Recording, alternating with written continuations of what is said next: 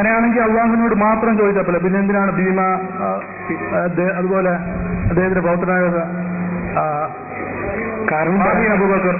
അവരോടത്തുള്ള ചോദിക്കുന്നതിനാണ് നമുക്കിപ്പോ തർക്കം എന്ന് വെച്ചാൽ അള്ളാഹു അല്ലാവല്ല സൃഷ്ടികളും തമ്മിലുള്ള അതാണ് നമ്മുടെ വിഷയം. അങ്ങനെയുള്ള ഒരു കാര്യത്തിൽ എന്തിനാണ് ഈ തർക്കം? അള്ളാഹു സഹായിക്കുന്ന കാര്യത്തിൽ ലോകം മുസ്ലിങ്ങൾക്ക് ആർക്കും സംശയമില്ല, മുജാഹിദുകൾക്ക് സംശയമില്ല, സുന്നികൾക്ക് സംശയം.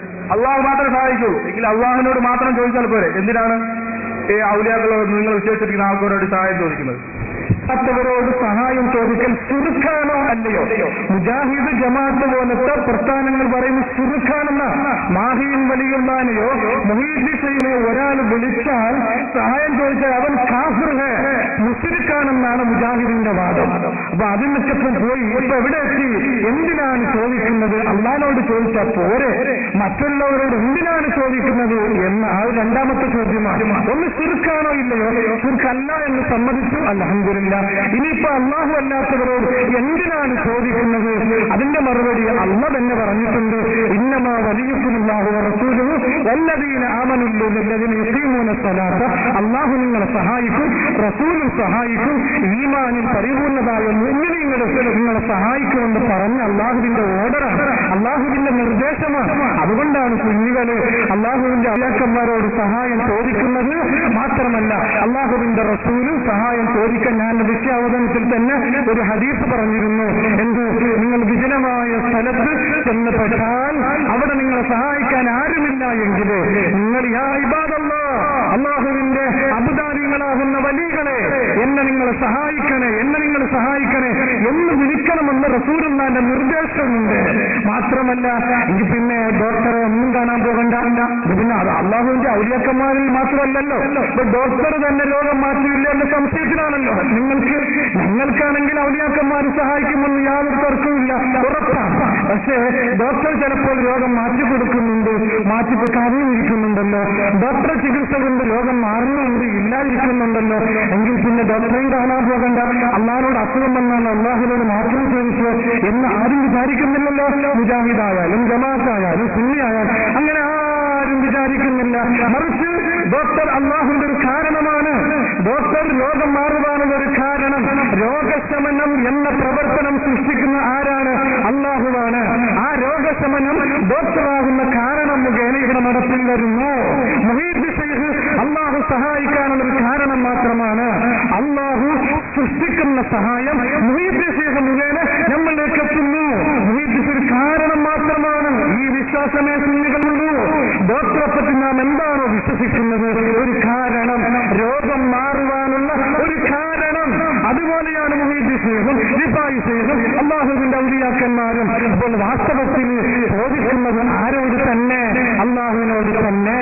അപ്പോൾ അള്ളാഹു അല്ലാത്തവരോട് ചോദിക്കാമെന്ന് അള്ളാഹു പറഞ്ഞിട്ടുണ്ട്, റസൂലുള്ള കൽപ്പിച്ചിട്ടുണ്ട്. മാത്രമല്ല നമ്മൾ ന്യായങ്ങളും ബുദ്ധിപരമായിട്ട് ചിന്തിക്കുമ്പോഴും എതിരല്ല. അതുകൊണ്ടാണ് ഞങ്ങൾ ചോദിക്കുന്നത് എന്ന് ഓർമ്മപ്പെടുത്തുന്നു. ഈ അള്ളാഹു അല്ലാത്തവരോട് നിങ്ങൾ ചോദിച്ചതിന് സഖാക്കളും ഈ മുഖാമുഖം വീക്ഷിക്കുവാൻ വന്നിട്ടുണ്ട്. അവർ ഈ മുഖാമുഖത്തിന്റെ പരിസര പ്രദേശങ്ങളിൽ നിൽക്കുന്നത് ഞങ്ങൾ അറിയുന്നുമുണ്ട്. അതുകൊണ്ട് സൗഹാർദ്ദപരമായ മുഖാമുഖമാണ് ഞങ്ങളുടേതെന്ന് നിങ്ങൾക്ക് ബോധ്യപ്പെട്ട സ്ഥിതിക്ക് നിങ്ങൾ ഈ മുഖാമുഖത്തിൽ ചോദ്യം ഉന്നയിക്കുവാൻ വരണമെന്ന് ഞങ്ങൾ വളരെ സ്നേഹത്തോടെ അപേക്ഷിക്കുകയാണ്. സുന്നികളെന്നോ മുജാഹിദുകളെന്നോ ജമാഅത്തെ ഇസ്ലാമിയെന്നോ വേർതിരിവില്ലാതെ ഈ മുഖാമുഖത്തിൽ ചോദ്യം ഉന്നയിക്കാമെന്ന് നാം ആദ്യമേ നയം വ്യക്തമാക്കിയിട്ടുണ്ടായിരുന്നുവെങ്കിലും ഈ മുഖാമുഖത്തിൽ മുജാഹിദുകൾ ഉള്ള സ്ഥിതിക്ക് സുന്നികൾ ആരും ഈ ചോദ്യം ചോദിക്കുവാൻ കടന്നു വരരുത് എന്ന് വളരെയധികം വിനയപുരസ്സരം അപേക്ഷിക്കുകയാണ്. ഈ പണ്ഡിതന്മാർ സഹായം ചോദിച്ചു എത്ര സഹായമാണ് നിങ്ങൾക്ക് കിട്ടിയത്? ഇപ്പൊ അവസാനമായിട്ട് ഉസ്താദ് പ്രസംഗിച്ച സമയത്ത് പലസ്തീനിലും ലബനാനിലെ ആൾക്കാർക്ക് വേണ്ടി അള്ളാഹുവിനോടാണ് നിങ്ങൾ പ്രാർത്ഥിച്ചത്. അപ്പൊ നിങ്ങൾക്ക് ഉറപ്പുണ്ട് അള്ളാഹു മാത്രമേ കേൾക്കുകയുള്ളൂ, അള്ളാഹുവിന്റെ ആൾക്കാർ കേൾക്കുകയില്ല. അങ്ങനെ കേൾക്കാമെന്ന് നിങ്ങൾക്ക് ഉറപ്പുണ്ടായിരുന്നെങ്കിൽ ഔലിയാക്കൾ നിങ്ങൾ ഒന്നിച്ച് പ്രാർത്ഥിക്കണമായിരുന്നു. ആൾക്കാരെ വീട്ടിലില്ല, പോട്ടെ അത് മാറ്റിയേക്കുക. മുജാഹിദ് പടച്ചവനെ മാത്രം വിളിക്കുന്ന ആളുകളാണ്. ഇതെന്താ ഓർക്ക് ഉത്തരം കിട്ടാത്തത്? അല്ല ഹാമു പറയാം. ഈ സുന്നികളെ കൊണ്ട് മുജാഹിദാകം വലഞ്ഞിരിക്കുകയുള്ളൂ. പടത്തോനെ ഈ സുന്നികളും നശിപ്പിക്കണമെന്ന് അള്ളാഹുനോട് പറഞ്ഞാൽ സംഗതി തീരൂലേ. പിന്നെ ജനനത്തിന്റെ ആവശ്യമില്ല, സംവാദത്തിന്റെ ആവശ്യമില്ല, വാദപ്രതിവാദത്തിന്റെ ആവശ്യമില്ല. വെറുതെ എന്തിനാ നേരം കളയണേ? അപ്പൊ അള്ളാഹു മുഹമ്മദ് ചെയ്തതൊക്കെ പണി മുജാഹിദിന് ഉത്തരം കൊടുക്കലല്ല, വേറെ പണിയാണ്. അപ്പൊ അതുകൊണ്ട് അതൊക്കെ അവസരം നേരത്തെ അങ്ങനെ ഉത്തരം കിട്ടുകയും ചെയ്യും, കുറയും ചെയ്യും. അത് കിട്ടേണ്ടവർക്ക് കിട്ടുന്നുണ്ട്, പോകേണ്ടവർക്ക് പോകുന്നുണ്ട്, പിടിക്കേണ്ടവർക്ക് പിടിക്കുന്നുണ്ട്. ഇത് നമ്മൾ അനുഭവിച്ചറിയാണ്. അതുകൊണ്ട് പ്രസക്തമായ ചോദ്യങ്ങൾ ഉണ്ടെങ്കിൽ അത് ചോദിക്കും. അത്തരം കാര്യങ്ങളിലൊന്നും അല്ലാതെ വിഷയത്തിന്റെ മർമ്മഭാഗങ്ങളിലേക്ക് അടക്കണമെന്ന് ഓർമ്മപ്പെടുത്തുന്നു. എന്റെ പേര് മുഹമ്മദ് ഷഫീഖാണ്. സ്ത്രീകളെ പള്ളി പ്രവേശനമില്ല എന്ന് ഇവിടുത്തെ ഉസ്താദ് പ്രസ്താവിച്ചു. എന്നാൽ മക്ബറകളിലും ജാറങ്ങളിലുമെല്ലാം സ്ത്രീകളെ ആണ് കാണുന്നത്. ഇതിന് ഖുർആൻ അടിസ്ഥാനത്തിൽ എന്തെങ്കിലും മറുപടി തരാൻ പറ്റുമോ? സ്ത്രീകളെ ആണ് കാണുന്നത് പറഞ്ഞാൽ പിന്നെ അവിടെ നിന്ന് പുരുഷന്മാരില്ലാന്ന് നിങ്ങൾ കരുതുന്നുണ്ട്. നിങ്ങളെ സംസാരത്തിന്റെ ധ്വനി അങ്ങനെയാണ്. അത് ശരിയല്ല. വെറും സ്ത്രീകളാണെങ്കിൽ പിന്നെ കുഴപ്പമില്ല. സ്ത്രീകൾ മാത്രം പോകുന്നു വരുന്നതാണെങ്കിൽ പിന്നെ പ്രശ്നമില്ല.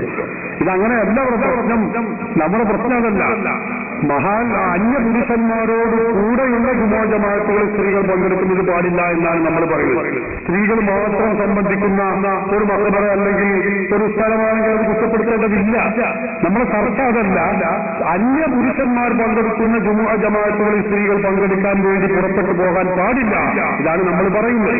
നിങ്ങളുടെ ചോദ്യം മക്ബറകളിൽ സ്ത്രീകൾ പോകുന്നു പാടുണ്ടോ എന്നാണ്. മഹാത്മാക്കളുടെ മക്ബറകൾ സിയാറത്ത് ചെയ്യുന്നത് സ്ത്രീകൾക്ക് കൂടി സുന്നത്താണെന്ന് പണ്ഡിതന്മാർ പഠിപ്പിച്ചിട്ടുണ്ട്. ബഹുമാനപ്പെട്ട ഇമാം ഇബ്നു ഹജർ അൽ-ഹൈതമി തന്റെ ദിഫത്തുൽ മുഹ്താജിന്റെ 3ാമത്തെ വാല്യത്തിൽ വിശദീകരിച്ചിട്ടുണ്ട്. ബഹുമാനപ്പെട്ട ഇമാം മുഹമ്മദ് റംലി തന്റെ നിഹായത്തുൽ മുഹ്താജിന്റെ 2ാമത്തെ വാല്യത്തിൽ വിശദീകരിച്ചിട്ടുണ്ട്. പലരും ഇത് രേഖപ്പെടുത്തി വെച്ചിട്ടുണ്ട്. അതിന്റെ അടിസ്ഥാനത്തിലാണ് പോകുന്നത്.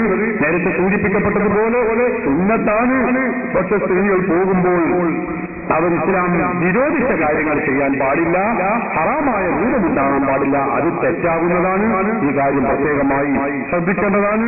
ബഹുമാനപ്പെട്ട ആയിഷ റളിയല്ലാഹു അൻഹ അല്ലാഹുവിന്റെ റസൂലിന്റെ അതുപോലെ ഉമർ റളിയല്ലാഹു അൻഹു സിദ്ദീഖുൽ അക്ബറിന്റെ ഒക്കെ മഖ്ബറ അവരുടെ ഖബർ സിയാറത്ത് ചെയ്തിരുന്ന സംഭവം ബഹുമാനപ്പെട്ട ഇമാം അബൂ ദാവൂദ് ഉദ്ധരിച്ചത് നമുക്ക് കാണാൻ കഴിയും. ആയിഷ റളിയല്ലാഹു അൻഹ പറഞ്ഞു, എന്റെ ഭർത്താവായുള്ള റസൂലുള്ളാഹി തങ്ങൾ മറവ് ചെയ്യപ്പെട്ട സ്ഥലത്തേക്ക് പലപ്പോഴും ഞാൻ പ്രവേശിക്കാറുണ്ടായിരുന്നു. അതുപോലെ അതിനുശേഷം സിദ്ദീഖുൽ അക്ബർ റളിയല്ലാഹു അൻഹുവിനെയും അവിടെ തന്നെയാണ് മറവ് ചെയ്യപ്പെട്ടത്. അവിടെയും ഞാൻ പ്രവേശിക്കാറുണ്ടായിരുന്നു. അതിനുശേഷം ബഹുമാനപ്പെട്ട ഉമർ റളിയല്ലാഹു അൻഹുവിനെ അവിടെ മറവ് ചെയ്യപ്പെട്ടപ്പോൾ പിന്നീട് എനിക്ക് ഞാൻ സാധാരണ പോവാറുള്ളത് പോലെ പോവാറില്ല. കാരണം ഞാൻ വളരെ മറച്ചുകൊണ്ട്, വളരെ ശരീരം മുഴുവനും മറച്ചുകൊണ്ടാണ് ഞാൻ ആ മക്ബറയിലേക്ക് പ്രവേശിക്കാറുണ്ടായിരുന്നത്. കാരണം ആദ്യം ഒക്കെ എന്റെ ഒന്ന് ഭർത്താവാണ്, ഒന്ന് റസൂലാണ്, ഒന്ന് എന്റെ പിതാവാണ്. പിന്നെ ഉമർ റളിയല്ലാഹു അൻഹു തികച്ചും അന്യ ഒരു വ്യക്തിത്വമാണ്, മഹാനാണ്, മഹാസഹാബി വര്യനാണ്. അതുകൊണ്ട് സഹാബികളിൽ മഹാനായ വ്യക്തിത്വമാണ്. അവർ കൂടി മറവ് ചെയ്യപ്പെട്ടപ്പോൾ അവരെ ഞാൻ സിയാറത്ത് ചെയ്യാൻ പോവാറുണ്ട്. പക്ഷെ ഞാൻ പൂർണ്ണമായി മറച്ചുകൊണ്ടാണ്.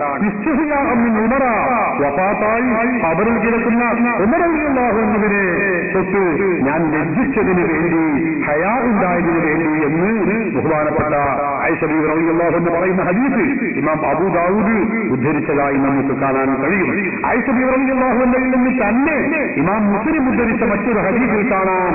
മഹദി പറയുന്നു, കൈഫ അഖൂലു ഇദാ ദഖൽതുൽ മഖാബിറ, ഞാൻ മഖ്ബറയിലേക്ക് പ്രവേശിക്കുകയാണെങ്കിൽ എന്താണ് ഞാൻ പറയേണ്ടത് എന്ന ഒരു ചർച്ച ആയിഷ റളിയല്ലാഹു അൻഹയിൽ വിവരിക്കപ്പെടുന്നത് നമുക്ക് കാണാൻ കഴിയും. അപ്പൊ അവരൊക്കെ മഖ്ബറയിൽ, മഹാന്മാരുടെ മഖ്ബറയിൽ പോകാറുണ്ടായിരുന്നു, ചെയ്യാറുണ്ടായിരുന്നു. അതിന് ശരീഅത്ത് ഇസ്ലാം അത് വിലക്കിയിട്ടില്ല. പക്ഷെ ഇസ്ലാമിക നിയമങ്ങൾ കർക്കശമായും കർശനമായും പാലിച്ചിരിക്കണം എന്നത് ഒരു വ്യവസ്ഥ തന്നെയാണ്.